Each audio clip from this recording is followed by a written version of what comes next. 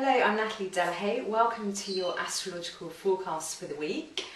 Now, there's going to be a full moon in Scorpio, which is happening tomorrow, May the 14th at 7:16 p.m. GMT. Now, this is the flower moon of the year. Each moon has a different name, and this is the flowering moon. You can see why. This springtime, all the flowering happening. And while all full moons are emotionally intense, this full moon especially so because it's a scorpionic moon. So this is the time to go really deep, to uncover what's buried. It's a time for that which has been hidden to really come to the surface, and it's a transformative time being in Scorpio, the scorpion. So like a phoenix rising from the ashes and a snake shedding its skin, this full moon has a real rebirth theme happening. Opposite Sun in Taurus. Taurus and Scorpio, they're a polarity, they're opposites, and with Taurus it's all about what's material. It's all about what's tangible. It's what you can see, what you can feel. It's your senses. It's your feet touching the earth. It's the roots of the tree.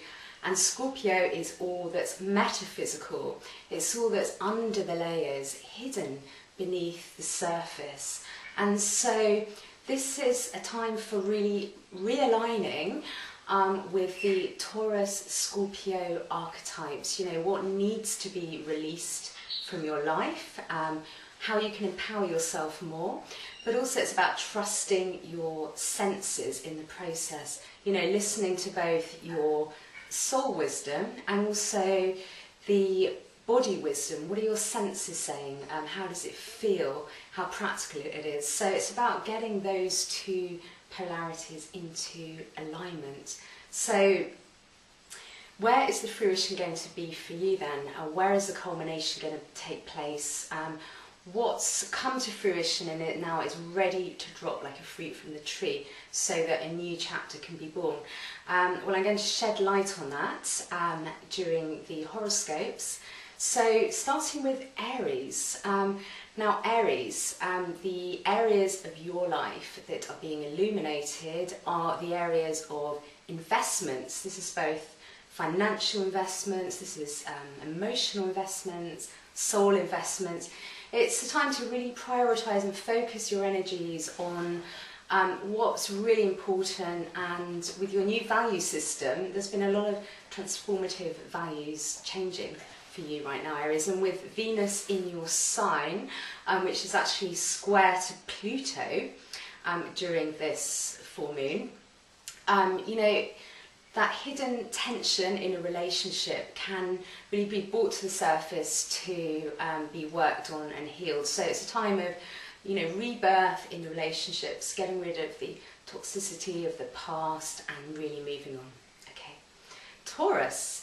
Now Taurus, this full moon, it's actually with a Venus-Pluto square. It's interesting because Venus is your ruling planet and Pluto is Scorpio ruling planet. So the relationship theme and the balancing of opposites really comes to light.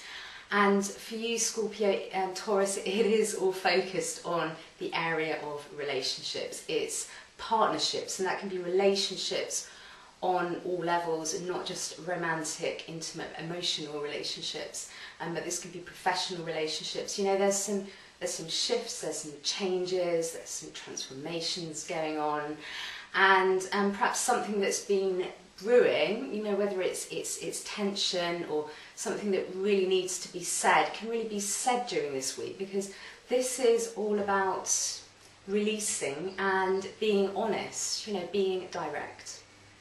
Okay, Gemini, for you, it's all about other people this week. It's about how you're of service.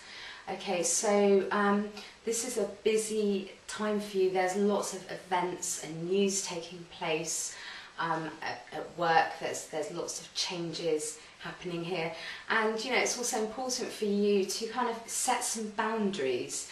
You know, with this Venus-Pluto square at play, there may be, you know, some possible power games or a little bit of manipulation and jealousy. So it's really important for you at your most altruistic self this week to define boundaries and be firm with what you believe. Okay. On to Cancer now. Cancer, the moon child. This full moons always affect you very strongly, as do new moons, because you're very affected by the ebb and flow of the moon, so your moods are often in sync. And this full moon, I mean, full moons are the time of celebration. Classically, they're the time of partying, and this full moon should be no exception. There's been some challenges, there's been a lot going on for you, and this week there really will be calls to spread the joy and feel happy to be alive and to celebrate some good news coming your way. Okay, now Leo. Leo, the spotlight, the illuminations are on the axis of public life and your home life. And well, it's necessary during this week and this full moon to really nourish those roots, you know, to attend to a family matter, a domestic matter, and, you know, really put some energy into having some kind of time away from the public world to actually grow stronger and to branch out, because this is with the fourth house I always see as the roots, and the 10th house, the public house, is the branches. So there's this kind of alignment going on between you know, where you're comfortable and what's branching out for you and what's happening in your public life and your private life, reflecting that. Okay, Virgo. Now Virgo, this full moon is illuminating your mind. I mean, that sounds quite far out, but it's gathering knowledge. It's almost like you have a great idea that you want to share, and this really is the time for doing that. You know, it's a time for really expressing your knowledge and, you know, helping other people with that.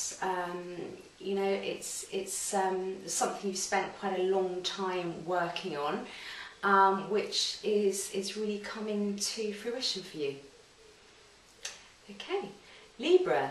Now Libra, this full moon, this is a full moon for looking at your values. You know, looking at those investments you make. What are your priorities?